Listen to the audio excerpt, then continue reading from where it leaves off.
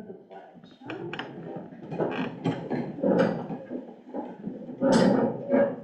I pledge allegiance to the flag of the United States of America and to the republic for which it stands, one nation, under God, indivisible, with liberty and justice for all.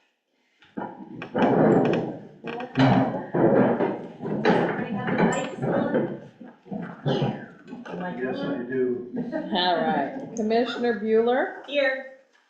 Commissioner Day, Here. Commissioner Hewitt, Commissioner Rubes, Yes. Commissioner Robertson, Here. Commissioner Speaka, Here. Commissioner Terry. Here. Okay, the approval of the minutes, I did have some changes. Does anyone else have some changes for Nikki? Yep, I got some. A very few. Became one.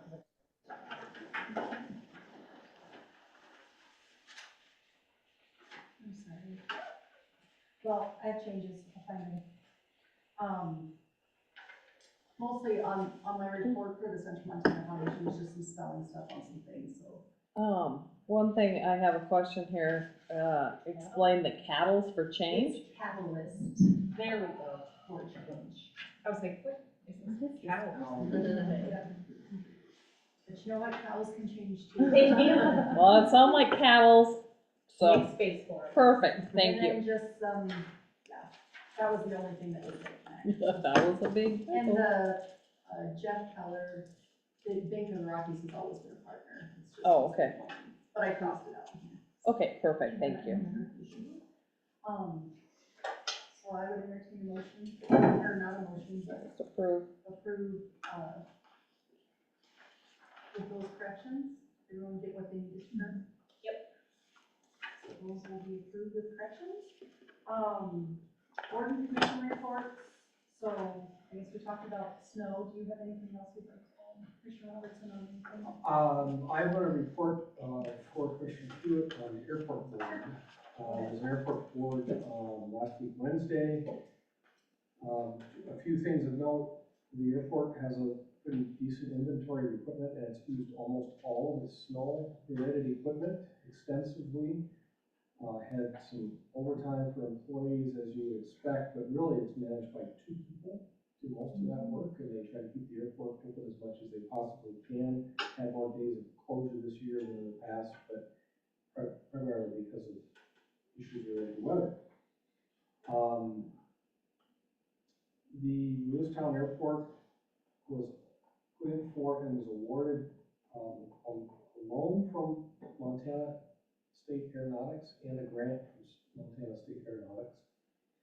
And this is money that is used as a match to the federal funds. So the feds put in 95% of the cost, and the locals our share as locals is 5%, our being the city, county that own that. And there are 2 big projects. One is the replacement of the hangar door. So we have a big hangar, as we call it in Lewistown, and it originally had a set of wooden doors that kind of folded in amongst themselves and were pulled back. They didn't work very well. It was built back in World War II, and it never worked really well, and it was kind of abandoned early on, and they put in, I don't know when, probably in the 60s, a bifold door, a big electric door. But instead of using all 110 or 120 feet of width, they made it narrower, so it's only about 70 feet wide in the middle. So that means there's a lot of doorway area that is not usable.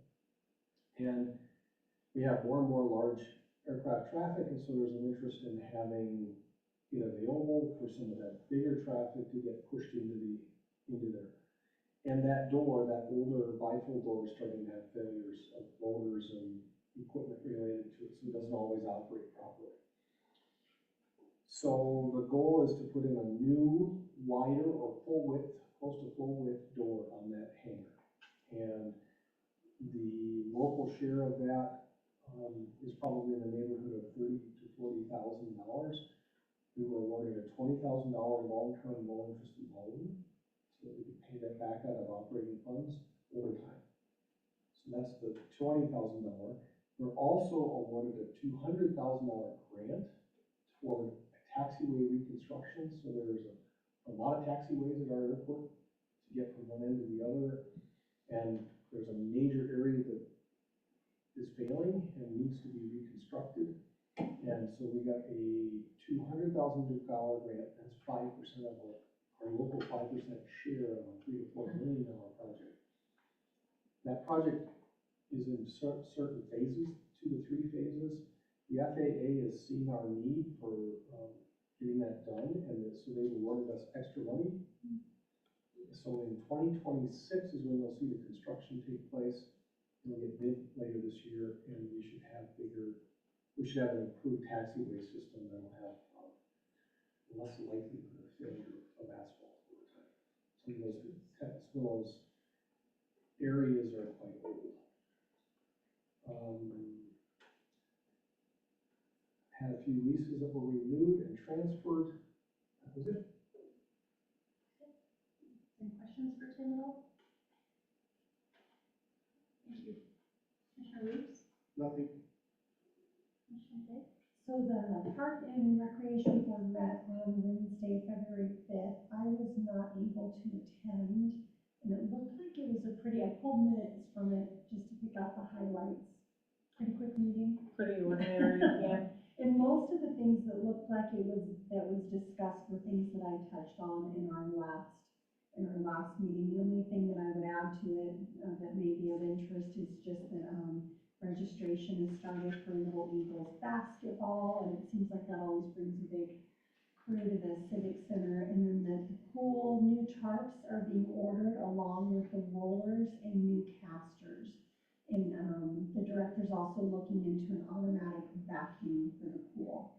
And Friends of the Pool has agreed, which we passed like a couple meetings ago, to fund both of those projects. It looks like as far as the ice rink for an update, the Lewistown Hockey hosted a 6U and an 8U hockey game this past weekend, and 6 teams from Lewistown and Great Falls participated. So that was kind of cool. And other than that, pretty minimal. Honestly, anything. Nope, we're gearing up for our, kind of prioritization of projects and things like that we forward on to the county rec district. So that would typically be in March. Capital improvements. Has the Civic Center usage drastically changed or modified with the inclusion of the Lewis collection? It really hasn't changed a whole lot. The teams and stuff, we from practicing at the Civic Center on. And now primarily it's junior high is still practicing there.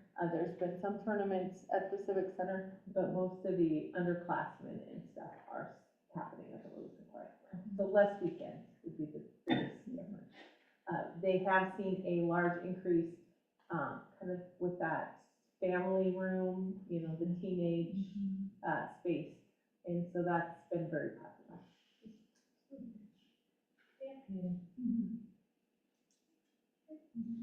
Yeah, it looks like a quick meeting. Yes. Sky Mountain meets this Thursday, I believe, and I see that touring the Broadway apartments is on the list, so that's pretty cool. I don't think there's any heat in there. Yeah, they said, closed-toed shoes, wear a hat, gloves. No hygiene.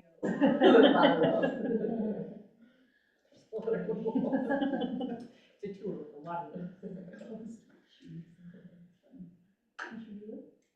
The library board was scheduled to meet this week, that's been canceled, and we are looking to a date in early March. The Central Montana Foundation meets February 25th at 2. I will not be there though, so I'll be. Okay. City manager report, Holly. We touched on many of these things. Marcella bought, DQ has been working with the city on cleaning up the hazardous materials on the old dump site, which is located off of Marcella. Recently, there has been a changeover with environmental consultants. mostly due to staff availability and their availability to continue moving on the project. And so right now they're in the middle of their EA process for kind of the last phases of that cleanup, which is the capping of that site. And so they have a new environmental professional firm selected and we've been working with them since probably the fall. And so things are back on track after at least a year of like pretty much no action. And so I do have bi-monthly check-ins with DNRC, who is the funding agency for the work, and DEQ, who administers the actual contracts with the environmental professionals. And so we're just basically a pass-through for that. We do pay DEQ and get reimbursed by DNRC, so there is staff time and stuff, but that project continues to move forward, though it's fairly slow still. The extremely cold temperatures have definitely. Sorry, going back to that. Yep. Just so everybody knows, that was as a grant funding from the NRC. Yes, it's been appropriated through the couple of legislative sessions before, and so we have just over 500,000 to kind of complete that project. Yeah. So that's a funded project. Yep. And so the cold temperatures have definitely tested everything and everyone. We have seen, some heaters that have failed, tested parts. We do have a heater in the fire department that has not worked for quite some time. And so they are working on getting some bids to replace the heaters there. Both Public Works and the wastewater plants have had repairmen there to work on heat in buildings. And then just a reminder, we've actually fared fairly well with frozen pipes and different things like that. With all of the snow, it's providing good insulation. But as the temperatures warm up, the frost actually goes down. And so that's typically when we see people's service lines and things like that freezing up. So a reminder to people, if you're prone to freeze ups, make sure as we warm up that they stay vigilant. So, I did pass out during the last legislative session, there was a law change that requires communities of our size to both audio and visually record our meetings. And so we use our OWL to record our meetings. Then we're required to make that available online to the public within 5 days. And so we use Zoom, and then all of you guys can tell your kids and grandkids that you're YouTubers because you also have a YouTube channel. And so that's what we use as the link to share that video on our website. And so you can check that out. It's all available through the City Commission tab on our website. There you can find all of the old minutes, agendas, and the recordings. Public Works is also gearing up for the warmer temperatures, as we touched on in the committee of the whole.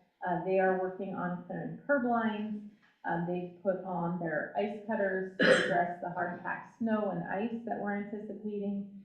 Have been removing those berms, such as in Boulevard, that as they melt will cause ice and other hazards for people.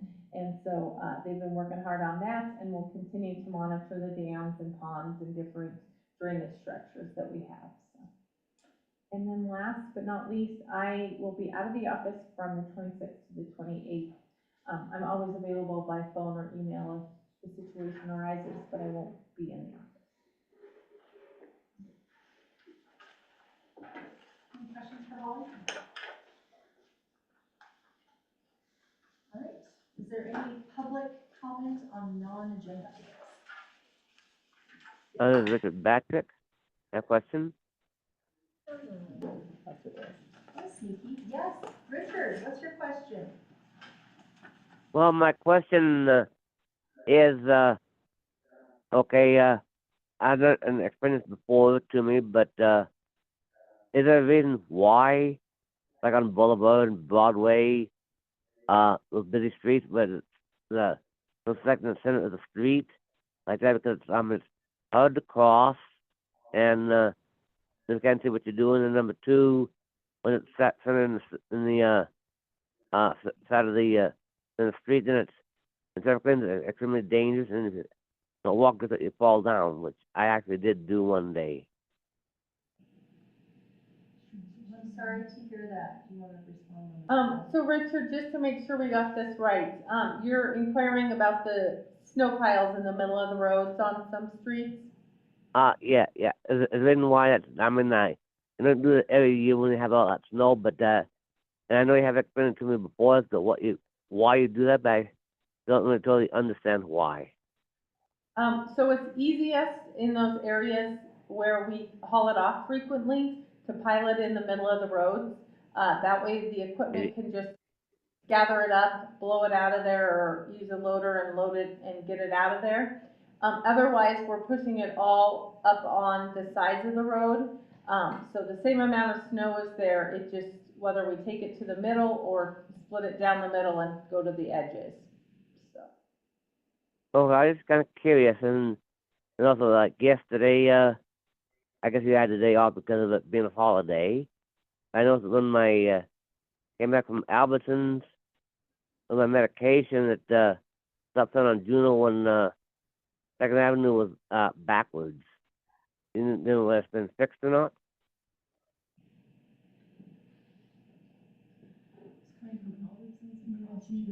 Second Juno, is it backwards? He says backwards. Berms and. Yeah, stop. Yeah, Second Avenue and Juno. Like if you're leaving Albertsons and it comes to Juno, head toward Maine, the stop sign was there, but in reverse, but backwards. Oh, the stop sign spun around? I bet the Yeah, it was wind. backwards. Yeah, Yep, it has been fixed. Yep. yeah, Thanks that's for what, letting us know that. Okay, could I call? The only number I could call was the dispatch, and they said they would take care of it, and that call was yesterday. and they may have relayed that message. If it's on Main Street, chances are it's DOT. And so I'm sure they had their hands full with plowing and stuff like that, but, we'll double check and make sure that gets addressed. Okay, and one final question is, somebody told me that Wilmington did start up a couple of months back in town. Is that story true? Somebody want to do something? A warming center. Oh, warming Oh, shelter. warming shelter? I'm personally Warming not a, center. Yeah. The Excuse me? same church is available. Yeah. But I don't think it's. Oh God. probably right now. Oh they God. have Day is the last time. So, the churches have kind of, banded together and they're running it out of, the St. James, the Episcopal Church, 4 Oh, times okay. 0. Okay. Okay. Well, thank you. That's my question. Thank you. You stay safe out there, Richard. Excuse me? Okay. Thank you. Mike, did you have something? Yeah, I'm Bill Baldus. I'm with the Big Spring Creek Watershed Council. And we've had some discussions lately about snow storage. I'm sure that's just what you want to hear about.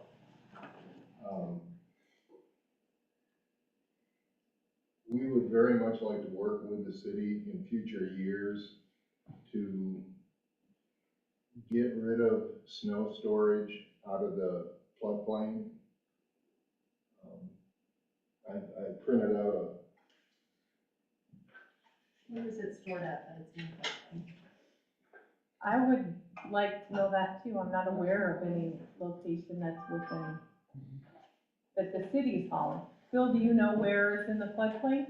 it is in the floodplain by the water treatment plant. There's concern up, we drive up to Spring Creek, It's being dumped up there, and it's on an incline that most likely will end up draining into the creek. Is that by the city? Some of it is, but I don't think it's within the floodplain. I mean, maybe in the Not up proximity of the there. creek, Yeah. but. But definitely at the water treatment plant. What I just handed out is just a simple list of all the bad things and all the good reasons why you don't wanna store, snow in a floodplain.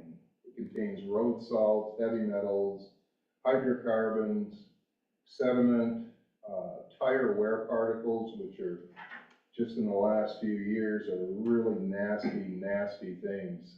There's a chemical that they use in rubber called 6-PPD, and when it reacts with ozone, it's just devastating to Does- fisheries. The watershed have any ideas on better locations for that? We wanna work with you. I'm not coming here to complain. I'm coming here saying, this has been going on a long time. You know, snow storage in a floodplain. I got did a little research that goes back to 1970. Says the city of Lewistown dumps snow, sand, oil, and whatever else is scooped up in their snow removal program. In 1970, the Big Spring Creek chapter of Trout Unlimited obtained a temporary restraining order against Lewistown and stopped the dumping operation. The restraining order was based on the 1899 Refuse Act, which is a federal law administered by the Corps of Engineers. Before the winter of '71 began, the Montana Board of Health issued a permit to the city of Lewistown to dump snow and ice into Big Spring Creek, and the judge lifted the restraining order. Actually, the city now has a permit to pollute one of Montana's outstanding trout streams. So this has been going on a long, long time, and this refers more, I think, to them dumping directly into the stream. I'll pass this around, you guys can keep this, but I found it interesting to look at the snow removal equipment. Right. Where is the city dumping snow right now? We have several different locations. So there is one outside of the city limits, off of Upper Spring Creek, along, kind of behind, on the railroad property behind, Lewistown Propane. In the area of the frog ponds.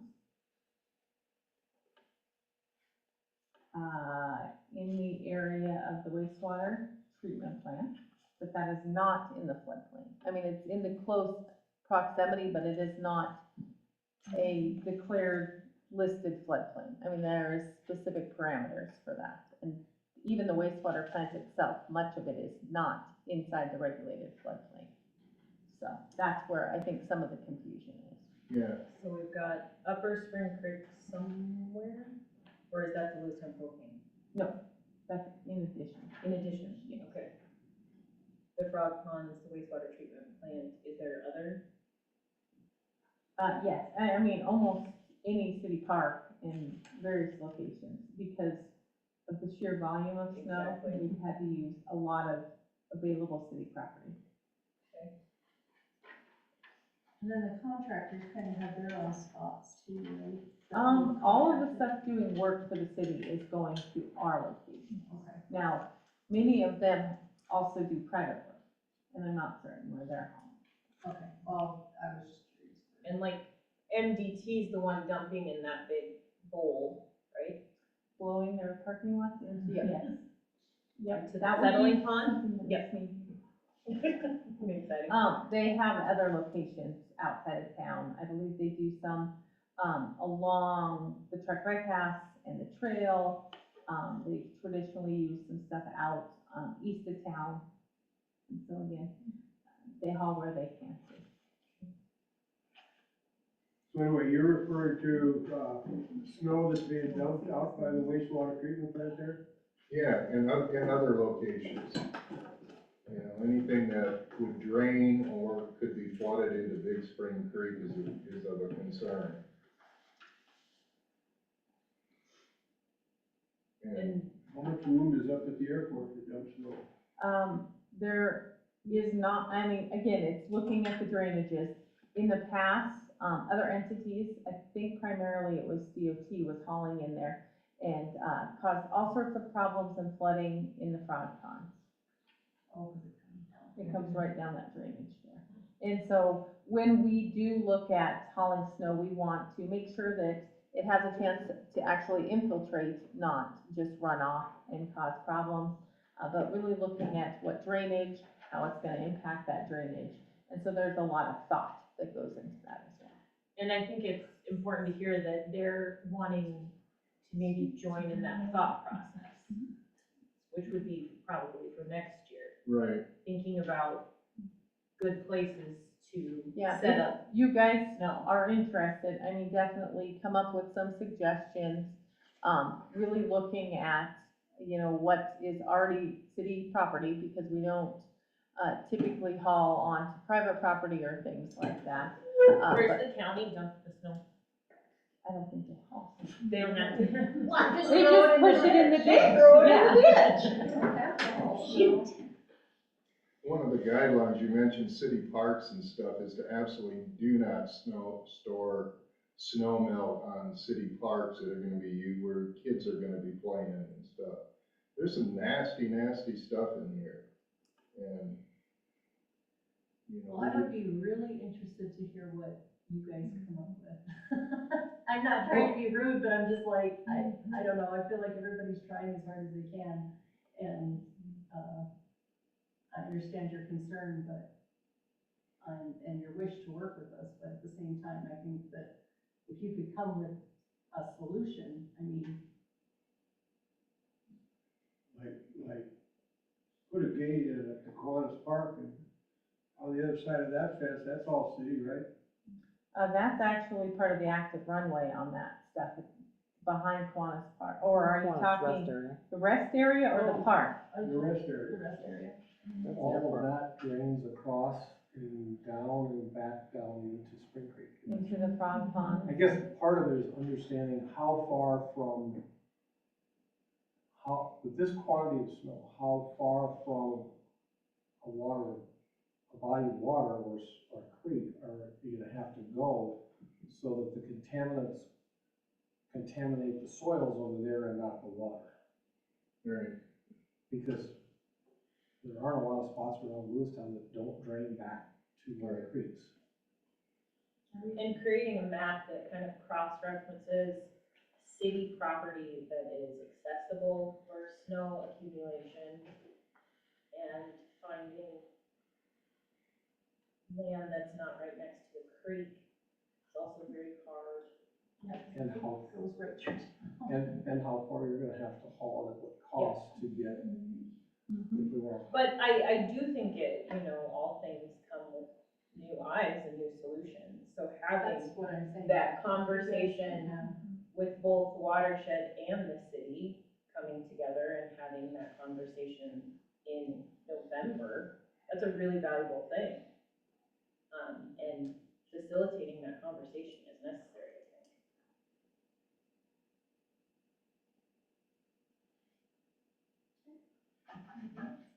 that's it, just, like I said, we'd really like to work with you guys and come up with, you know, the best possible scenario for water quality for Big Spring Creek. You know, Would it make sense to make that part of the whole snow removal conversation? Where do you, how to get rid of it and where to put it? I mean, typically we've identified those already, and that would be included in your process. I don't know that we're gonna hold up necessarily that, but if they can come up with some suggestions, or guidelines that they'd like to see, I think it's something we could consider as we look at editing that. This is from the state of Michigan, and it's guidance that DEQ from the state of Michigan put out for municipalities on snow removal. I was just given one just before I came over here from the state of Minnesota.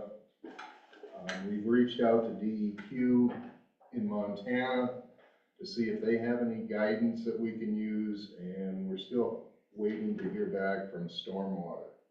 I would double check with, the MS4 permitting process, because pretty much everybody above 10,000 has a stormwater permit that addresses that exact same thing. The most regulated is DOT, which uses a whole lot of de-icers. Right. And we don't normally use de-icers in the city, but Not I know many. the county does. We used to, That was in the, it would destroy mangroves, that stuff, it was bad. It was bad. But we'd love to see you guys come to one of our watershed meetings and, I had it on the calendar, and I'm not complaining, just to so I had it on my calendar, but you guys changed the last oh, yeah, sorry about one. that. So, like, Yeah, I was gonna come to one, and then I got a call. Then you had one in January? Yeah, we have one the second Monday of every month at the Civic Center at 3 o'clock. February when we got moved. Yeah, definitely.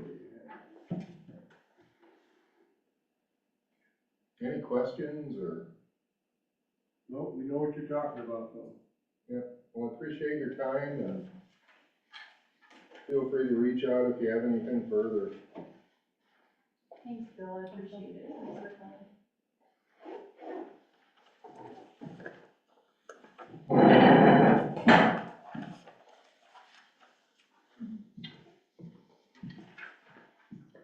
All right, any other public comments? We do have a couple of people online. Does anyone online have any comments on something that's not on the agenda?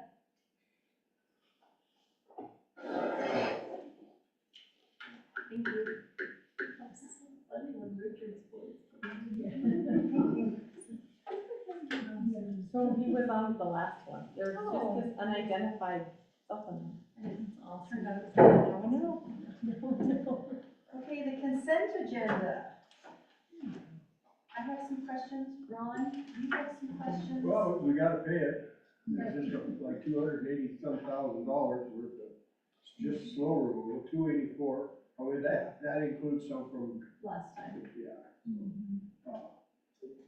So- Nikki looks worried. So, yeah, $284,000, winter's not over. And there's still more. I mean, they worked this last week some, so, We had again, contractors work this last week? I think I saw them even today. We plan on taking the bulk of it out of our, gas tax. And so that is the place that we traditionally have taken it in the past. When I was over in Public Works, so please, it's been a while, traditionally that would come out of the gas tax and run us on average, because I kept a very good spreadsheet, so I kind of knew what to anticipate, was over $100,000 at that time. So what did that money used to provide for that it's not going to this year? So we use gas tax for two things, and it's street maintenance or snow removal. Smaller communities can actually purchase equipment with it, but we cannot. And so that's what that is Okay, traditionally. so it's actually partially earmarked for snow removal. Okay, thank you. And that is not, so that's, the gas taxes, so the tax from fuel purchases that Right. come back to the cities Right. and counties, through the state. And so that's still Is tax there dollars. $284,000 in there? There's more than that each year. I forget, do you recall? But we must not spend it every year. Correct, yeah, we haven't had to haul snow in the past. I don't remember the number, but it was a significant saving. We have a significant amount, Yes, like, it was over a million. Yes. Millions of. at least $1 million. Not in gas tax. So we're good. No, that's not. So what is it? Probably What's the about- reality? I would say maybe 800,000, but not quite a million. Well, Okay. that's better than. It is. I thought you were gonna say It is. 800,000. Well, and you I think you're saw, thinking of streets, yeah. I mean, ultimately, if we continue to experience large amounts, we would look at cutting capital purchases, so that's traditionally equipment and things like that. before we really looked at scaling back our street maintenance, which, again, this weather is not very kind to, the road surfaces either. And we don't know if what just happened might not happen next month. Correct. So, all right. I had a question, the, first page down there, the AEG, also news group, the legal for the CDTG, is that for the library? That is for the, I'm sorry, I didn't see it in the newspaper, but, is the RFP specific to the building? yes. The other question I had was on page 3, very first one on page 3, for the DEQ, what's that? So that is the $2 charge on all of our water accounts. And so DEQ requires basically a community connection fee of $2 per service.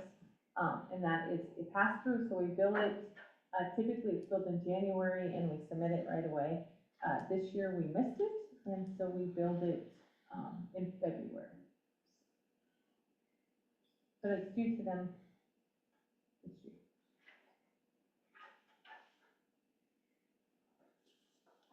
And then it looks like you have on page 7, at the very bottom, you have some wastewater treatment plant people that, what are they taking that exam for? What is that exam? There's Is that something certification that's going to exams. help us?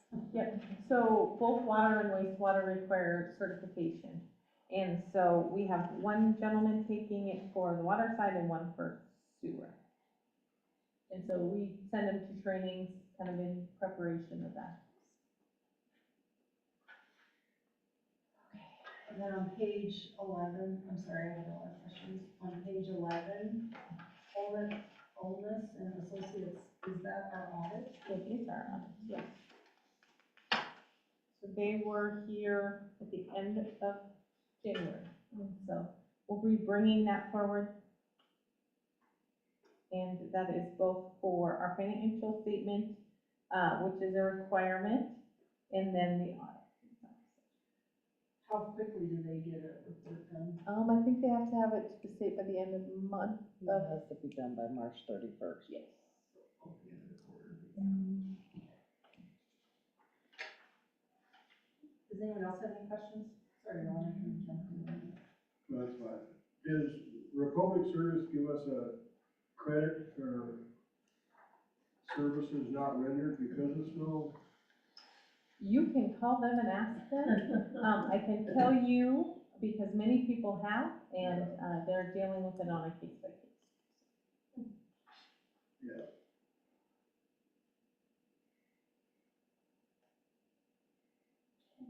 Any other questions on the consent agenda? Or entertain a motion? I'll move that we acknowledge the claims that have been paid from February 1st of this year to 13th. Second. It's been moved by Commissioner Day, second by Commissioner Speaka, right? Am I right? Yes. Sometimes when it comes to over there. Yeah, I was gonna say, I'll just stay quiet. They're both good. Yeah. Any comments from the, oh, wait, so we did do that, right? Not on this one. If you agree to the consent agenda, please raise your right hand. And Commissioner Hewitt's not on there. All right, regular agenda. Discussion and action on approving resolution number 4189, a resolution adopting the National Incident Management System and Incident Command System for emergency response in Fergus County. Holly? So as you recall, our DES coordinator for Fergus County was here last time, talked about the resolution the county adopted. This is very similar to the one that the county did, slightly tweaked for the city. But you'll see things where it refers to, the DES shall foster, cooperation, the Lewistown law enforcement cooperates with Fergus County DES, things like that. And so recognizing that we're not gonna have our own DES, but utilizing Fergus County and, the resources that brings, that will be on the same system. And Steve did review this as well. Visited. So like before, was there an MOU that was doing that, or is this a different, I guess I'm not understanding. So Last week at the committee of the whole, he went over this whole thing. And so the county has adopted this, and, they've done some training on it. And then I can report on our meeting that we had. yeah, it's just kind of a standard that FEMA and basically all incidents, disaster incidents are ran with a certain system, and the way that they're reported to FEMA needs to be a certain way. And so we've done it, but nobody really acknowledged it. And with the current FEMA structure and stuff like that, rather than just checking a box and saying you're complying with it, it was pretty much both the city and the county have decided to formalize that action, saying we're acknowledging the system and accepting it and using it. So the ICS is like a specific standardized disaster emergency system. And both city and county, certain people like our law enforcement and our fire guys have to be trained on it. So we're just adopting like a standardized system to work with the county and disaster. So did this come, is this like an image of like just more information? Steve forwarded that on to Kellyanne. So, yeah, so this was just, we had the conversation of, and I'll just bring you guys' attention to the other thing that was in your packet, this guide for using templates of emergency proclamation and disaster declaration. It's just kind of what, It's required like under bullet state law. points of like what state law is, how the order of it works. Because in order to get money from the feds, As well as the state. have to have a disaster, have to have a So disaster the city did declaration. not write this was written by And it's the ICS? Yeah. actually comes from I think NACO. from NACO, yeah. Yeah, and it's just kind of a good, it referred to certain sections in the law, just good at reference. Really lay person's terms on how we approach. And then, do you happen to look up like the last time the city did a disaster declaration? Was it 2011? Yes, yeah, that was the last official declaration. Yeah. But the county had done one in 2023 when their bridges all went out. So we got the money for that. Do you have any questions? Because this is kind of a lot. Yeah, no, I just was reading that going like, where did this, why is it written this way? No, this makes more sense to me. So they had a training, for ICS, this incident command system. It was like January 10th, it was right after the storm or something, it was like the 13th or 14th or something. And it was actually really good timing because there was lots of really good people in the room, and they had this like 4-day training. Both our fire guys, police guys, county search and rescue, the hospital, DNRC, the state, DOT. There was so many people that took this training. So then they adopted the ICS. Steve came to us and asked if we would consider adopting the ICS, which is what's before you. But then they had a kind of a follow-up meeting last week that Holly and I attended, and it was kind of an after-action review of both the winter storm that we had in May of 2024 and then this past one. And so Holly and I went to that, and that was also in the newspaper. We talked about like what went well, what didn't go well. And what was really interesting to me was kind of, they did a great job, but kind of the absolute throes of despair that dispatch was in. And, you know, they do the 6 counties and, right, is it 6 counties? No. Jute Basin. 3. Anyway, they had some major things going on in Jute Basin. And then they had us here, and then they had people just calling them and yelling at with them because their street And wasn't plowed. abandoning cars And abandoning cars and wanting the police to come and pull them out because they were up on H Street. So it was an eye opener for me in the sense that like what dispatch does and how basically God did put them in such an awful position. Those couple of days, I mean, those girls worked like 18 hours trying to like straight because they're short staffed, and so it was a real wake up call for me on like how important dispatch is, and they're involved in this as well. That was like the biggest kind of wake up call, and then but everybody kind of talked about what we could do to work together, the city and the county. And then also like Northwestern Energy was there, Enbridge was there, some of these outlining people just talking about safety and stuff. So it was a really good meeting. There's another meeting on Thursday at 10 o'clock to finish up this after action review and put in place the ICS action team, which is mostly county people, but Holly is gonna have to be on that as Public Works Director right now. And then, I think Levi Kane from the police is gonna be on that, so we'll have some. Anyway, I'm kind of passionate about this because I just think I was at all of these meetings and just seeing what people do for Lewistown, even though, I mean, it is their job, but they're also like seeking out this training and trying to do better, and it was pretty amazing to see. So I 100% support this and hope that we can pass it through tonight. Mr. Chairman, I would make a motion to approve resolution 1289, resolution adopting the National Incident Management System and Incident Command System standards for emergency response in Lewistown, First County, Montana. Second. It's been moved by Commissioner Robertson, seconded by Commissioner Mueller, I believe, over there. Yep. Is there any other discussion? I was not trying to cut discussion No, short. I actually, I just got I done know with the so governor's much more about training this. on meeting protocol, and I wanted it on the Yep. table. It's Put not it on on the table there. until you introduce it, so I introduced it. Yep. So now we can Is there any, discuss it at length? Is there any other questions or comments on that? I think it's a great idea, obviously.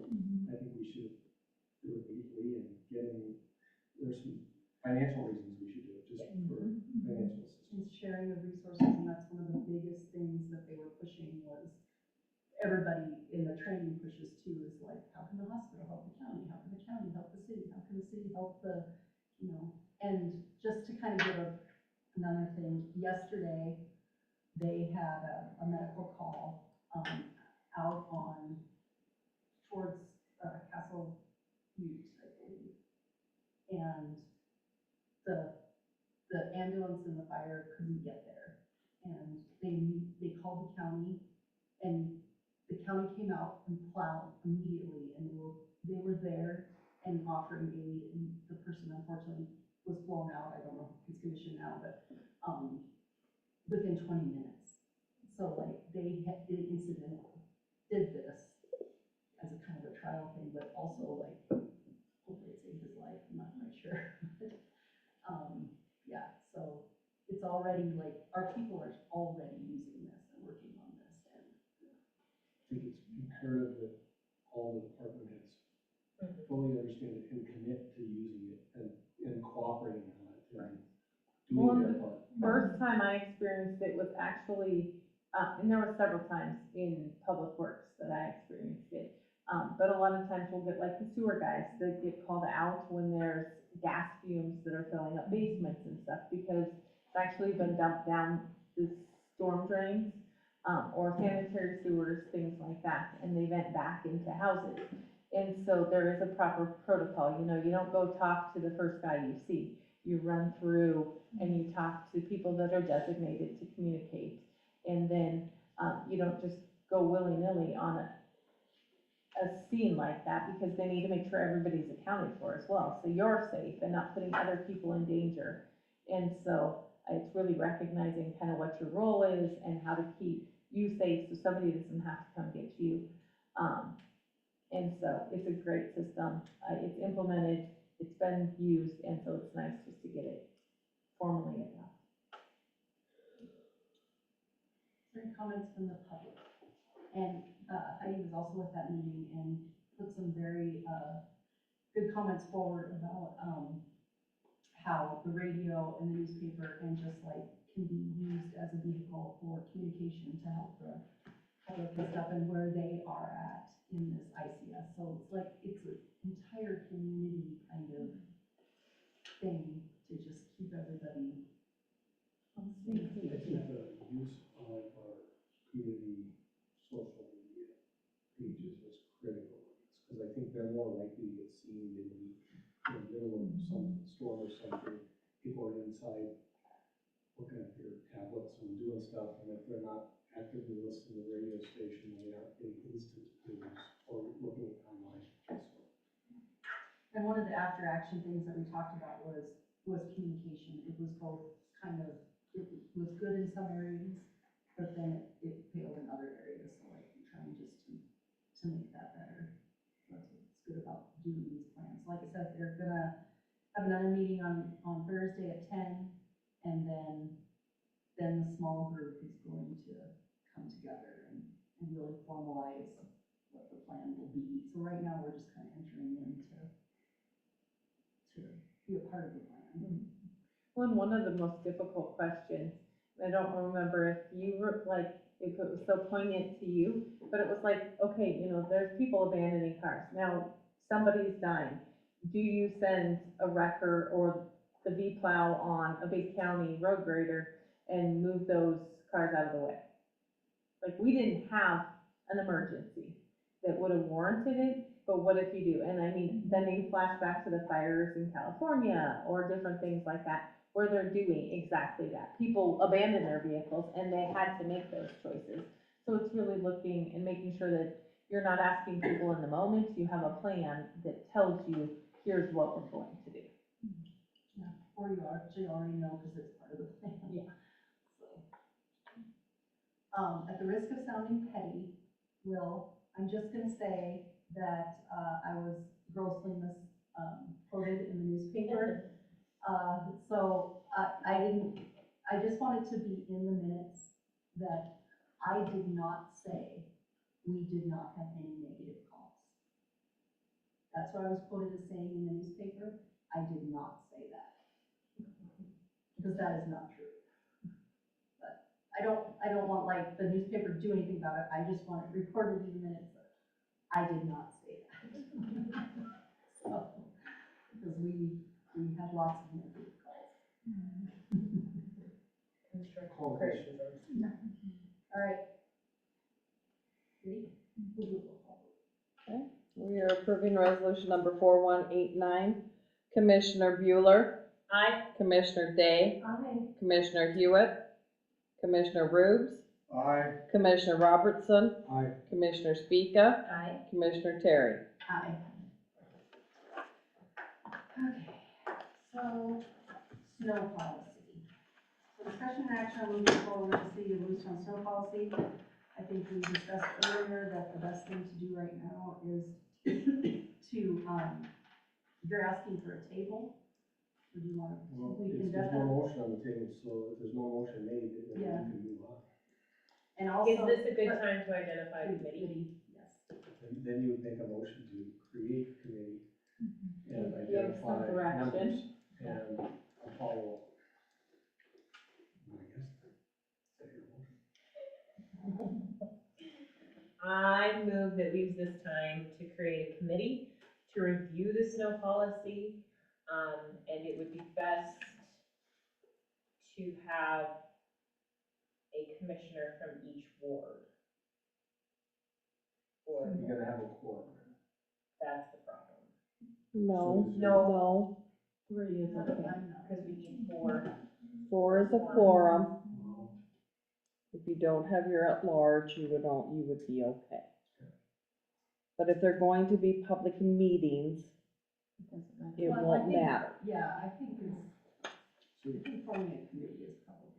Do you Can we want, just say a committee then?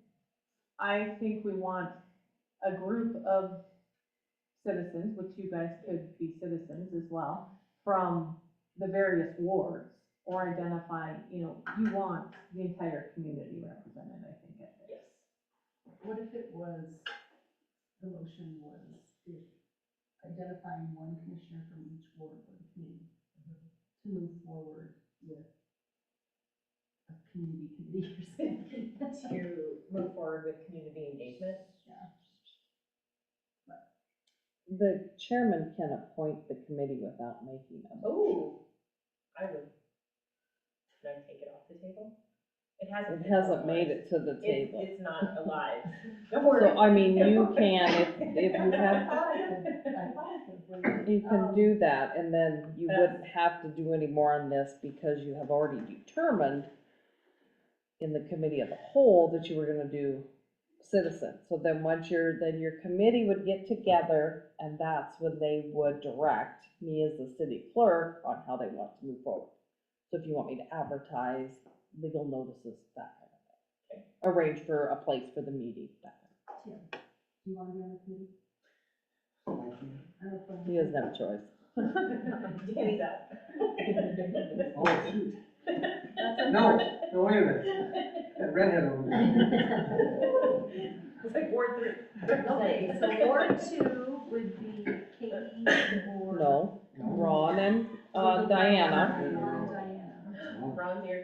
Ron, What? I'm appointing you Oh, to what? to the snow policy committee. Oh, okay. Okay. And then Ward 3. No, Ward 1. One. Oh, yeah, you guys are Ward 3. 3, 2. And Lorraine. I literally feel like between the two of us, we could flip a coin. So if you would rather that, I'm more than willing. Gotta go move my car.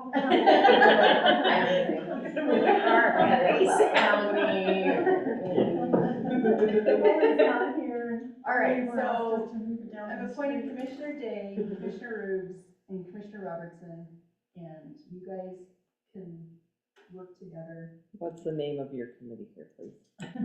Snow Policy committee? Snow perfect. Thank you. Yeah, it's no removal. I was, or some, like, I think. How about just snow committee? Snow tolerance. Snow tolerance committee. There you go, tolerance. Because it's gonna entail everything. Yeah, so that's just snow policy, Okay. all snow policy squared. Okay. Yeah, so it'll be up to you guys to, Set a date and we'll get together. Tim, I'm gonna ask you to chair that committee. And he will wrangle you guys. I will go on walk. I'm excited. Yeah, break it down a little bit, so. All right, so we don't need any discussion and action. But we do have discussion and action on reappointing Carol Woolsey to the Lewistown Design Review Board for an additional 3-year term. Yes, so, it is that time of year that we're making our board appointments, reaching out. And, Carol did say she would be willing to serve another 3-year term on our design review committee. Currently, the design review committee, is really just in charge of sign ordinance and permitting signs, larger signs. And how many people serve on that committee? There are 4 members, one of them being the planner. I move we reappoint Carol Woolsey to the Lewistown Design Review Board for an additional 3-year term. I'll second. It's been moved by Commissioner Speaker, seconded by Commissioner Day. Is there any comments from the public? Any comments from commissioners? We will call them. Okay. We are reappointing Carol Woolsey to the Lewistown Design Review Committee. Commissioner Bueller, Aye. Commissioner Day, Commissioner Rubes, Aye. Commissioner Robertson, Aye. Commissioner Speaka, Aye. Commissioner Terry. Aye. Thank you. Discussion and action on reappointing Carol Woolsey and Ryan Dick to the City County Planning Board Zoning Commission for an additional 2-year term.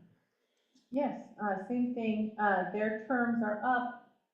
We had hoped to consolidate the planning board, the city county planning board into the planning commission. I think I totally, forgot this part, that, the city would have representatives for county matters as well. And so even if we don't use them for our planning matters, the county will still want that. And so regardless, we need to have representatives on that board.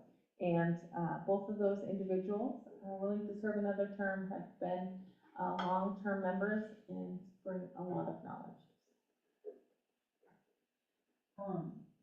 And, okay, right, let's move this first and then I'll just talk about the planning commission. I move that we reappoint Carol Woolsey and Ryan Dig to the City County Planning Board Zoning Commission for an additional 2-year term.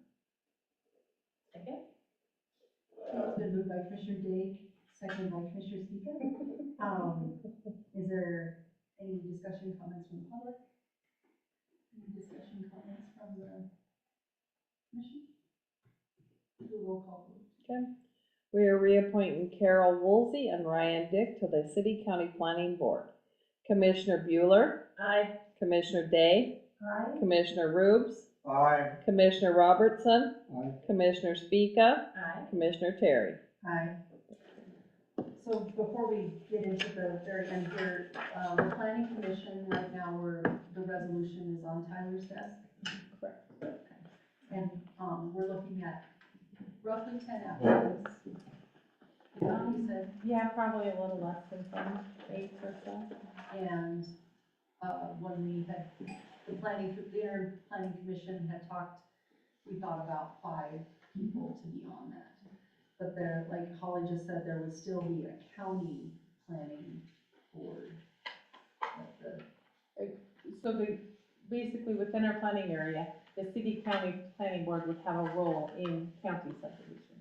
Right. So the county stuff would still kind of move along the planning commission. So when Tyler gets done with this resolution, we'll be able to kind of look at those applications and appoint, because we've got some very good people interested. A lot of people that are currently serving on the board have agreed to continue on with that, so. Just so everybody kind of knows where the planning commission, stuff is, because we want to get that going too. Citizens requests. Nothing? Since you remote start, yeah. Hoping it starts. Commissioners' minutes. It's on the will, everybody else is dropped off. Those left. Listen for and they leave us. I want to know what They they get all the info they need. I want to know what they want. I wanna know what you wanna know. I know also what you know. Commissioner Bueller, do you have a minute? I do. So we got our note from DEQ, or the email was sent out today. And my question is to do with that first, problem, is that we seem to have not submitted the past due DMR reporting stuff. And in reading that, I'm wondering why we haven't been able to do that. Especially when they say if it was not completed, all we have to do is change a code in there. I'm wondering why hasn't that been done? I would have to double check that it's even in their net DMR system. So much of that has been done and completed and submitted through their fax system, which is kind of their electronic record system. So like all of these letters and stuff are put in an account, and so they have access, anybody that has an account could access it based on the permit number. And so that system was in place long before the net DMR side of it. And so I don't even know that we have access to the 2023. So we've submitted all of the 2024 stuff, but I would have to go back and look. I don't recall even seeing the 23. Well, it's just something that they've identified even previously, and this seems to be a big primary point. So that should probably get clarified. Yeah, I'd have to double check. Feels like that's just a clerical thing. And they're giving us till, so just so everybody knows, we got this letter from DEQ at like 3 o'clock today. Yeah. It came in on should have been on all of your city emails. Yep. 3 o'clock today. Yeah. Yep. So if you haven't checked your email since then. It was very late this afternoon, yeah. And then I actually caught a typo in there and just called them directly and I said, well, this isn't in there. And so they sent another one at like 4:45. Yeah. So, I did talk to Chris, who is Christopher Romanowitz, I'm not quite exactly sure how to say his name, but, and just, I talked about the typo, but mostly I was just like, this particular one is just referencing the stormwater and biosolids, permit. And it does say on there, you know, if you have any issues, because they are required to be submitted into this other system. Right. So, And so there is a contact, so I'll double check, but I did not look at that like this afternoon. yeah, and, by March 15th, which, you'll be here before? Yep. So that was kind of his big concern, was that that the reports haven't been filed and on that system. And then he also said to me, and this is just a quote, he said that the proposal that the Pesha and Associates in the city, like what you had written to him, was great. What he needs is for it to be done. That's what he And said so, to me. really the big takeaway is the timelines in there for those actions and the follow-up for that. That's what I took.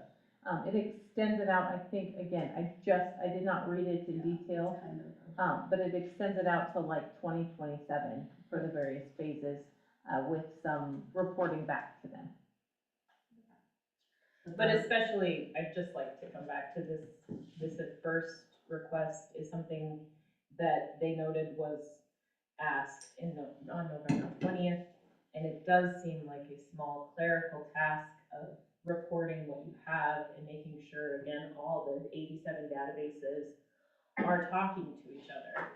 And so these are things I think are accessible and we can complete them and we need to get them done, especially if we don't have a significant why as to why they're not done. Yeah, so like I said, his biggest thing was, sounds good, just do it. That was his basic kind of feedback. Very dry. And then my last minute is, have you had any success finding a public works director or that position? Is there any updates?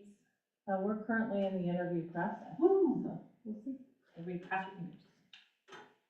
And toes. That's my minute. My 2 minutes. If they come on and we have 3 feet of snow, it's like.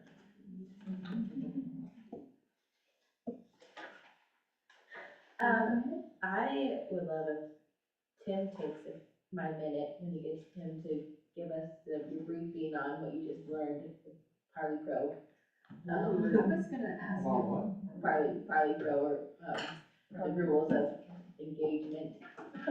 'Cause we have somebody at work that runs meetings really well too, and I know you're supposed to make a motion before you can talk about it. So if you could refresh us on what you learned, that'd be awesome. And I think it would be good if we could have somebody, or we could all take that class, or. Well, that's my minute, Chris. I'll answer that. No, my minutes were just, if I could have passed along those 2 compliments on snow removal, which I've already done, so I said, I'm good. Yeah, thank you. Commissioner Reeves? I was wondering if one of our committee of the whole meeting in late May, early June could be up at the city cemetery. Just gather up there and take a tour of the place. I'm so glad you again. Rick Miller. Almost a year in that position, wasn't it? Not quite. July. June. Oh, July, right, July. Bill? Huh? Okay. Mr. Robertson? I'll speak about Robert's rules. I sit on a state board of aeronautics, which is a formal board of the state, and we were mandated or requested, I guess, by the governor's office, lieutenant governor, to complete formal training on Robert's rules. Robert's rules, yes. And so there's a system called, there's a training program called robertsrulesmadesimple.com that, I learned a lot. I have been in thousands of meetings in my life, and I learned a lot, and it made sense, and it was simple, and it took me a few hours to go through all the training on it, but it was good. I think that probably the biggest thing I learned that was news to me, which I didn't know, I guess I intuitively kind of do it, is that if you have an agenda, when you go to an item on the agenda, you have nothing to talk about until something is put on the table. So, The motion has to be made. there's nothing happening until the motion's made, unless you're in a hearing. So until you're out of a hearing, when you're out of a hearing, you can't just discuss it. There has to be a motion made, and then you can discuss it, you can amend the motion, you can retract, you can do all kinds of things. It was a very good training, and I would say that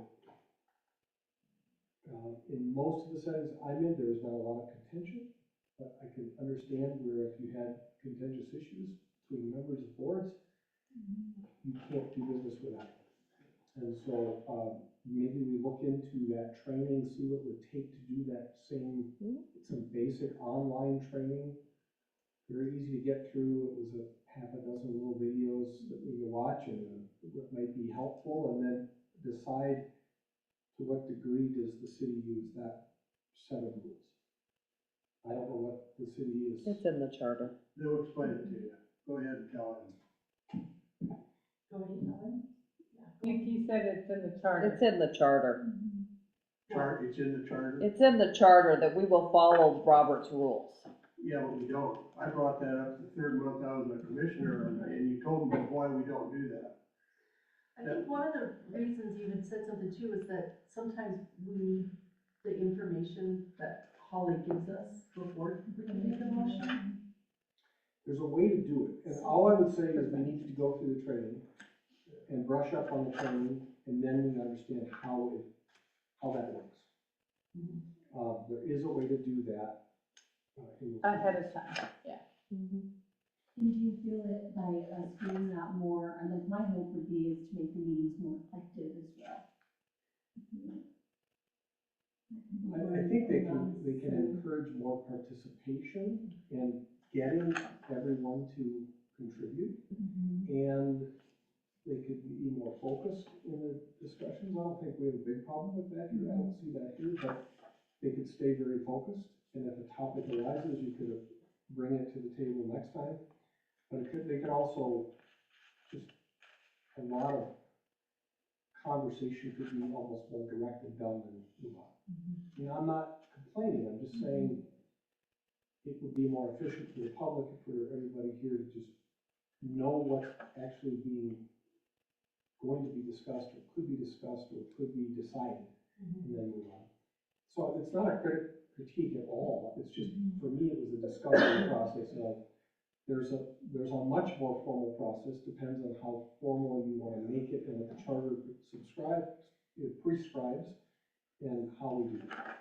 But I think you could, there's a lot, I learned a ton, and I've been through thousands of meetings, and I had formal training when I was very young in my career, but it's been 40 years. Rules of procedure. Yeah.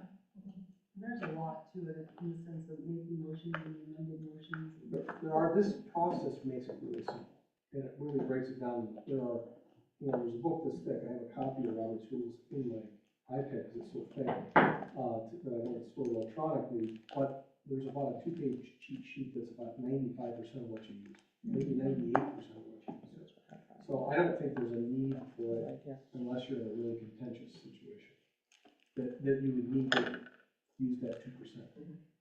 Yeah, I have the parliamentary procedure right here. Yeah. We've had committee of the holes on it. We've typed out different things, for people to look at. There's a class we could take.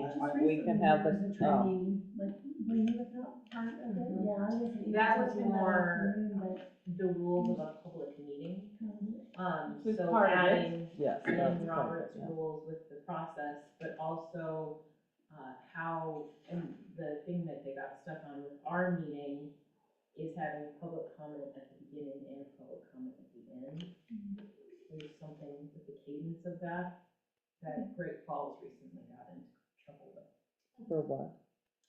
Something that a public comment shared at the beginning, a person came in after like the regular agenda had started, and they sued the city because the public comment that they needed to hear was discussed at a different time. And that's why that's one of the reasons we switched to having the public comment at the beginning and the public and non-agenda at the end, because there were several times that the chairman asked to move the public comment up before the agenda, and citizens came in knowing that there would be public comment at the end, and they were going to come for that public comment, and we had moved it. And so anytime, That's kind of similar to what you just So said. we Correct. bring it up, and, I mean, anything could be brought up a second time. Correct. I mean, recognizing that it's not limiting it, but giving them another option. but anytime anybody calls into my office, it is explained to them that they have 2 opportunities to address the commission. And of course, they can comment on any item on the agenda. I would add one last thing that I thought about using that as a value is that while encouraging public comment and commission comments appropriately on a difficult topic, it can be used very effectively to get those comments, but not result in an argument. A public, or especially a debate between commissioners and the public, which I've not seen, but I could imagine would be easy because of the familiar nature of the people who are sitting there, and that could be really dangerous and could be detrimental to moving forward on some difficult issues. So I think it could be helpful to put that in place to some degree, finding the balance between always asking the public to comment on everything, but it's not always appropriate. Right? It's not appropriate at that moment to get the discussion moved forward. So that's what I found interesting in the training that I took. The meetings that I'm in are very public, but at specific times, and they're very formulated and very regulated because you never get 2 days worth of work done. You know, a big 2-day meeting with 50 people in the room, hell out of people. That's my more than a. You said robertsrules.com? It is, I'll forward this to Robert's Rules Made Simple. RobertsRulesMadeSimple.com. I have books in the office. It's owned by, Susan Levy is the instructor, and it's her company, and the governor hired, they did a live webinar with the governor and the lieutenant governor and her, and they recorded it, and we all watched it, and then did her training courses. So it was quite extensive. It was expected of you if you sat on a public board, so that you understood the process. I think it'd be useful for everybody here to have it, and then any commissioner, you gotta go through this. So you play by the same rules we're all gonna play by. Well, and it benefits all you guys on all the other boards that serve on. It already has for me, you know. I've run a couple meetings differently, very differently, because there's nothing on the table until there's a motion made. There's nothing to discuss on the next agenda item until we have something on the table. Yeah. Well, and every board is so different. I said interesting, that would be interesting for the parking lot meetings, because they're so different from even how this is ran, so. But if they're a public meeting and the charter says run by Robert's rules, then that's what should be happening. And all people running a meeting are potentially creating a liability for the city if they don't run it right. I think that having that, because I know we've had this conversation before of like making motions without information. So, I think it would be really interesting to have that part. Flushed out. Yeah. Yes, but it always says discussion and action, so make a motion, get it out there, let's discuss and then act. Action might mean Doing we table nothing? it. It might mean we vote it out. Mhm. It might mean we accept it. But that's why a lot of times when I don't make a comment until the motion's been made, and then you ask for more discussion, and that's when I discuss it, because that's when you're supposed to discuss it. According to the Robert Rules of Book that I've got at home. And I don't care what kind of a meeting it is. If it's gonna be run with Robert's Rules of Order. So, Maybe not start doing that, we just haven't done it for really long. No, I mean, even before, when I wasn't on the commission, that's not how it was run. I'm not complaining about the way it's run now, I just think, there hasn't been a moment where somebody has used it to make a change that, I mean, there are a lot of things you could do using those rules if you're not following protocol. Right? You could quickly change the way things are supposed to happen on here, because there are a set of rules apparently. So, I found it interesting, and I think it's worth reviewing and understanding it, even if you don't adopt all of those procedures, or you don't put in practice, but they're good to know. Did you get all the information you needed from? Yes, that was wonderful. All right, is there Yes. Any other comments? for commissioners minute questions? All right. This is gonna be ordered.